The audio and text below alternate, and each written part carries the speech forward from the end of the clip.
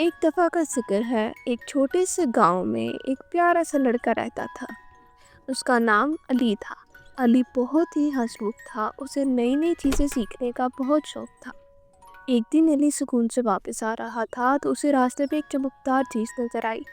جب اس نے قریب جا کر دیکھا تو وہ ایک چھوٹی سی چابی تھی۔ علی نے چابی اٹھا لی اور سوچنے لگا کہ یہ کس دروازے کی چابی ہوگی۔ اس نے ادھر ادھر دیکھا لیکن اسے کوئی ایسا دروازہ نظر نہیں آیا جس کا یہ تالا ہو۔ وہ چابی اپنے گھر لے گیا اور اپنی امی کو دکھائی۔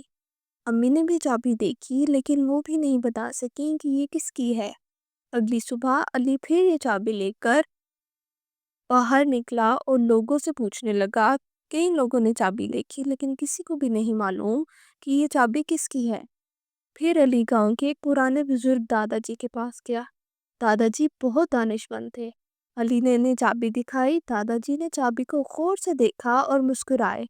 انہوں نے کہا، بیٹا، یہ چابی اس پرانی صندوق کی ہے جو گاؤں کے باہر پرانے درخت کے نیچے رکھی ہے۔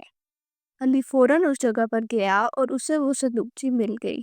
اس نے چابی لگائی اور تالا کھل گیا۔ صندوق کے اندر بہت ساری پرانی کہانیوں کی کتابیں تھیں۔ علی بہت خوش تھا۔ اسے اب پڑھنے کے لیے ڈھیر ساری کہانیاں مل گئی تھی۔ اس دن سے علی ہر روز وہ کہانیاں پڑھتا اور نئی نئی باتیں سیکھتا۔ اس سے پتہ چلا کہ علم ایک بہت بڑا خزانہ ہوتا ہے۔